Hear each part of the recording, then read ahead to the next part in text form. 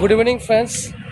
আমি এখন এসেছি বাগনান একটি ব্লগ করতে পিকনিক স্পটে।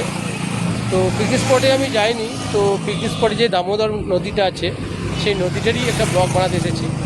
তো আমার পিছনে যে রোডটা আছে সেটা হচ্ছে কলকাতার দিকে যাচ্ছে। কলকাতা এখান থেকে 65 কিলোমিটার। আর এই রাস্তাটা যাচ্ছে অপর সাইডে। দেখুন অপর সাইডে যে রাস্তাটা যাচ্ছে সেটা হচ্ছে মুম্বাইয়ের দিকে। মুম্বাই এখান থেকে 1600 কিলোমিটার। চলুন দামোদর নদীটা আপনাদের দেখায়।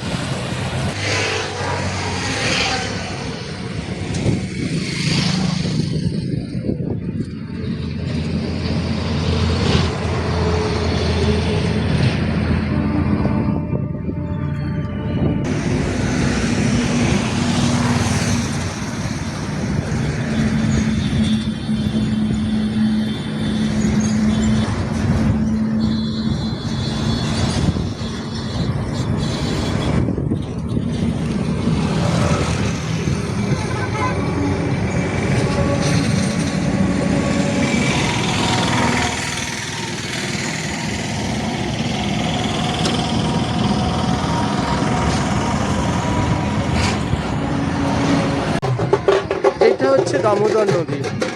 তো এই নদীটা কিন্তু বিদ্যাসাগর পার হয়েছিলেন।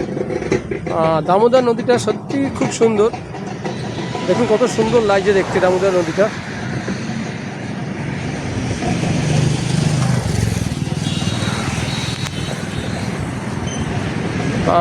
এখানে ঠান্ডার সময় অনেকে পিকনিক করতে আসে। একটু এগিয়ে গেলে এই যে রাস্তাটা আছে এই রাস্তার থেকে ডান দিকের রাস্তা চলে যাচ্ছে, সেটা পিকনিক স্পটের দিকে। তো পিকনিক স্পটে আমি গিয়েছিলাম, বাট অতটা আমার ভালো লাগেনি বলে আমি ভিডিও শ্যুট করিনি। তো এই জায়গাটা খুব ভালো লাগছে তাই আমি ফটো শ্যুট করতে লাগলাম। দেখুন কত জায়গাটা কত সুন্দর লাগছে দেখুন।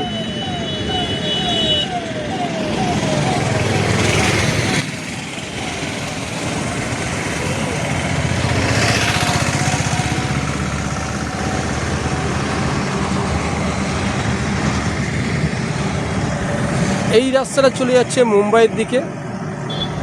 এখান থেকে মুম্বাই 1600 কিলোমিটার।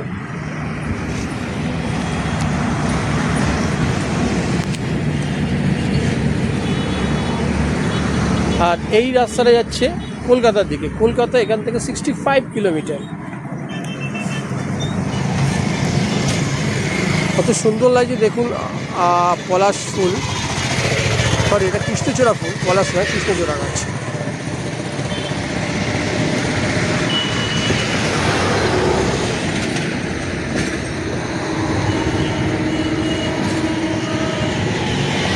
তো ফ্রেন্ডস, যারা আমার চ্যানেলে নতুন তারা প্লিজ আমার চ্যানেলটাকে সাবস্ক্রাইব করবেন, শেয়ার করবেন, তার লাইক করে দেবেন। সাবস্ক্রাইবার করলে আমি একটু খুশি হব, লাইক করলে আমার ভিডিও করার মোটিভেশনটা আরও বেড়ে যাবে। তাই আপনারা প্লিজ সাবস্ক্রাইব করে লাইক করে একটা শেয়ার করে দেবেন। তাতে নতুন নতুন ভিডিও যদি আমি আপনাদের আপলোড করি আপনার সঙ্গে সঙ্গে নোটিফিকেশান পাবেন। দেখুন কত সুন্দর মাঝি তার তালে নৌকাটা বয়ে নিয়ে যাচ্ছে।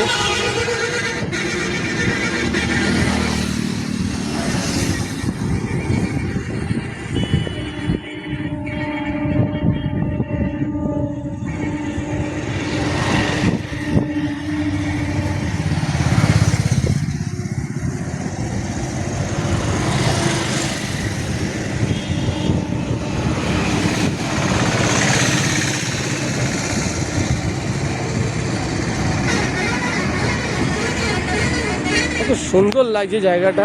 আর এখানে একটা সুন্দর একটা হাওয়া আছে, কত সুন্দর হাওয়া লাগছে। দূরে যে ব্রিজটা দেখছেন ওখান থেকে হয়তো একটা ট্রেন পাস হবে।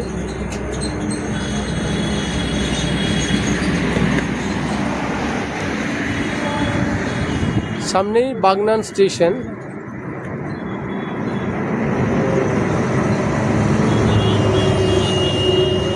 সত্যি পরিবেশটা খুব সুন্দরই লাগছে দেখুন।